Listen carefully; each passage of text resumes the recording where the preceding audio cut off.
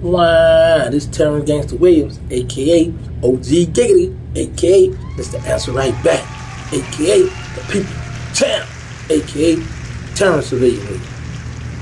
Y'all, before I get into how we broke out of juvenile jail, I'm gonna give y'all a little history on LTI. LTI stands for Louisiana Training Institution. Okay, now it's located up there in Baker, Louisiana, right next door, right there by Baton Rouge.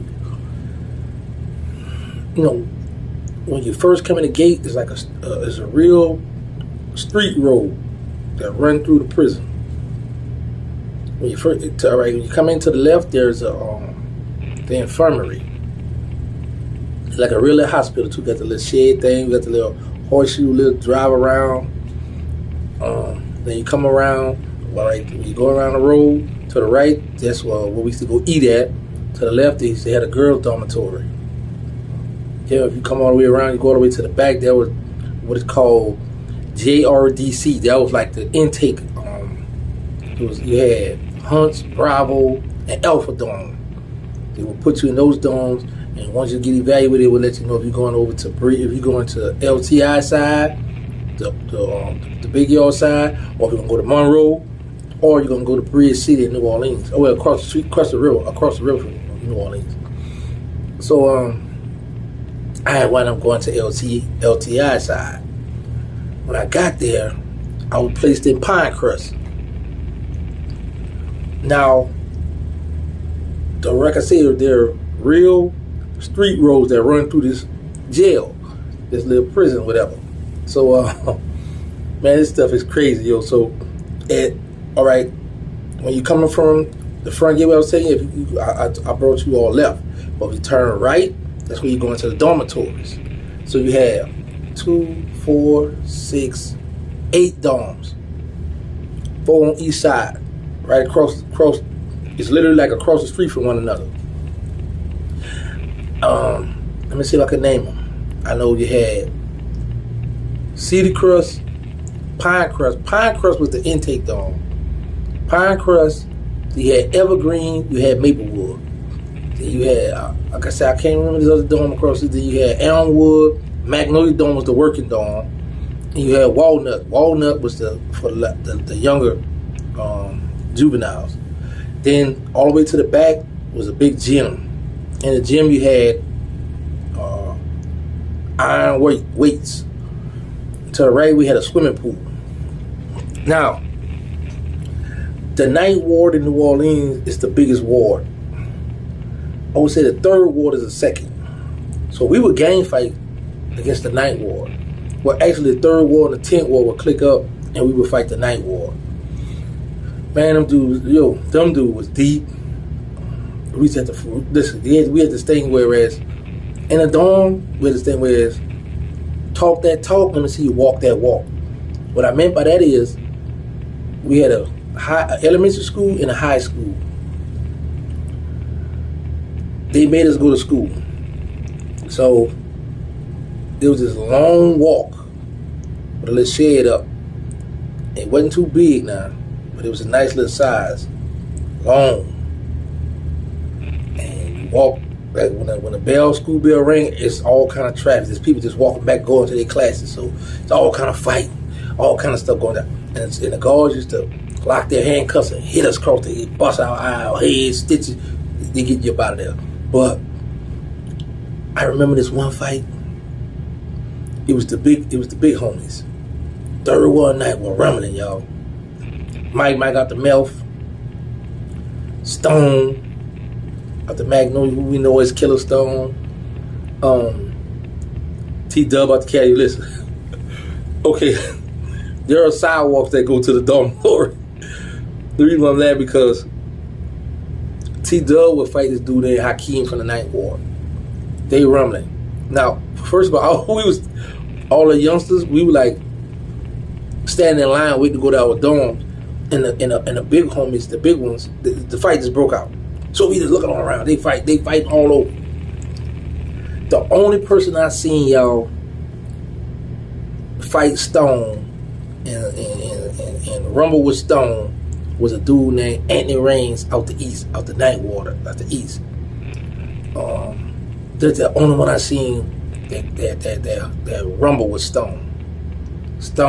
Killer Stone at that Magnolia, man, he had some of the best rumbling hands on the compound.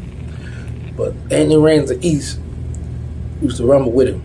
I remember hang out the Ninth Ward, Desire. He used to make Spider out the Ninth Ward, fight Stone. They go to real Stone. He used to bang him here, run about. I can't go to him. I can't fight. I can't beat him.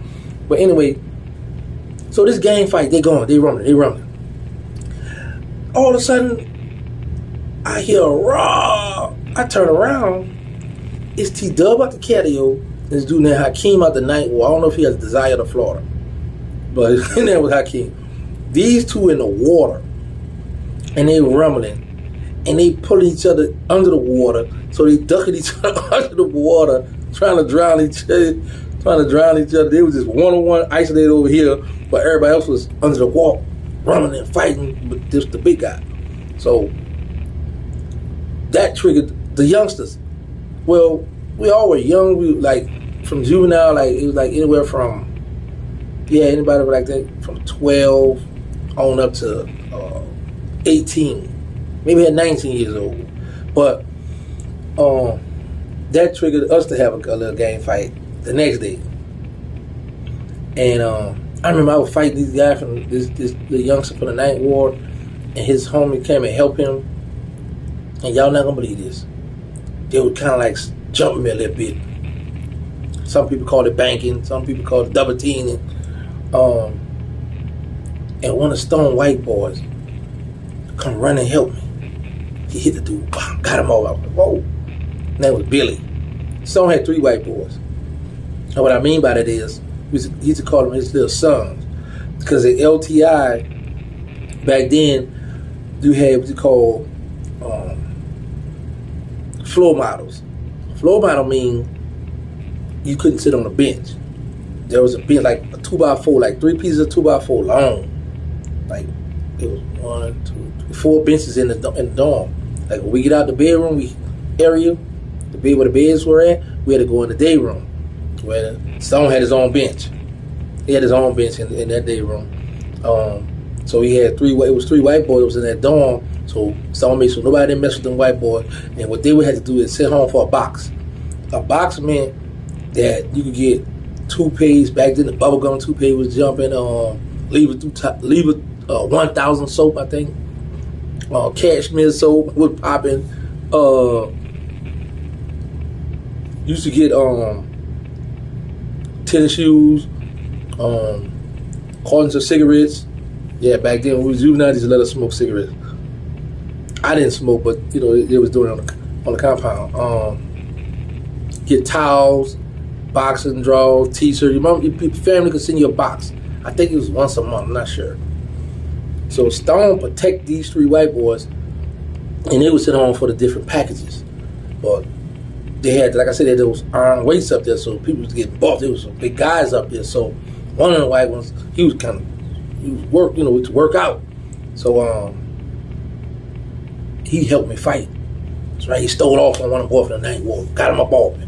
But after that, so Stone, Mike, 10 Wall Fat, all the bigger homies, they all got together, a big clique out there. So they talking. Ninth Ward out there. Big Sean Ballon, he's deceased now. Anthony Rain, he's still out there living, kicking. Shout out to Anthony Rain. Troy from out the Ninth Ward, I think he's a Desire. Stan deceased. Small, he deceased. Man, it's a lot of guys from Zeno, Condor from our Desire. There's a bunch of guys that I was in LT. Stan. Lil Roddy. Oh, what Roddy at? Artie Fat, Theodore, Lil D out the East. Man, they was deep. So anyway, Stone had talked to Sean Ballon. So they just called him Big Droop. Sean Ballon was like about 6'4", swole, big. Stone like 6'3", 6'4", but he was nice too. So Stone had a mean set of hands, yo. But Stone had talked to Sean Ballon, and Sean Ballon had told Stone he wasn't going to get into the little situation with the young boy. He wasn't going to get into none of the fights or none with the young boys. So one day we coming out of class. I'm coming out of class. It's a bunch of boys from the Ninth Ward over in the cut. Stone walk up. Say, Sean, I thought you said you wasn't going to get in that little boy stuff. Sean, he got a little crew with him, a little boy at the Ninth Ward with him. And this little thing too, these had on their slippers, BDP, benefit don't play. I'm from the 9, I don't mind dying and all that. They had all kind of slang back then. But anyway, so Stone asked Sean Ballon in front of all the little Ninth Ward dudes, I thought you weren't going to get in the little boy stuff. Sean like, man, F that. Cause, yeah, they get to fight. Oh, man, that day there, the Ninth Ward took a L. People had been waiting to see these two, because they was two big giants on the compound. They'd been waiting to see them two fight. So, Stone and him fighting, and Sean just went down on one knee. Took a knee. He took a knee. This before, was that man named Kaepernick? This before his time. So Sean Ballon took a knee. But those who was in LTI with us, they know about this fight. So, me and Stone used to always be together, and for the school area, and Sean Ballon and Stan out the Desire used to be together. So, but Sean had a cousin up there. His last name, he was a Bailey. Got his name, a little black dude out the Desire. So me and Stone went, I forgot a part. See, I got smart, y'all. When I went up there, I claimed the Magnolia. I wasn't living in the Magnolia then. I was living on Phillip Street. But I know I was hearing Stone name because we had, like, New Orleans is all the way at the bottom. So when we go to Baton Rouge or go up to the jail, we be like, man, you going upstate? So that's how we say, you going upstate? So when we down state, we used to always hear about what's going on up there in the juvenile jail. So I heard Stone was running stuff up there. Well, not really running it, but he was doing his thing. There's plenty of other guys, but they were doing anything. But you know the thing I didn't like? Let me tell you something I didn't like.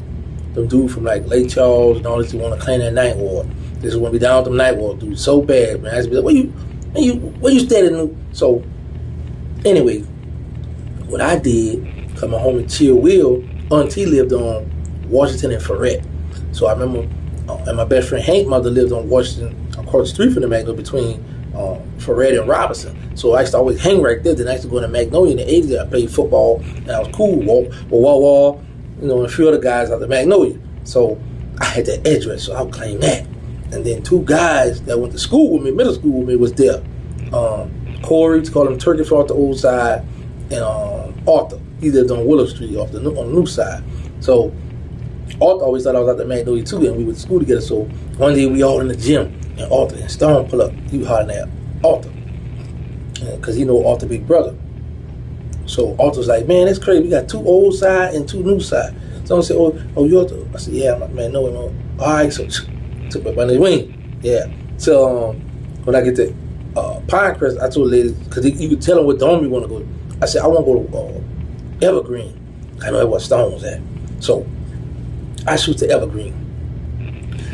I get into it with the dude named Ronnie, Black Ronnie out the Ninth Ward. He has a Florida project. Because they give you, they have, I think it was like some lockers, right? I think it's either 4 or 5 of these lockers.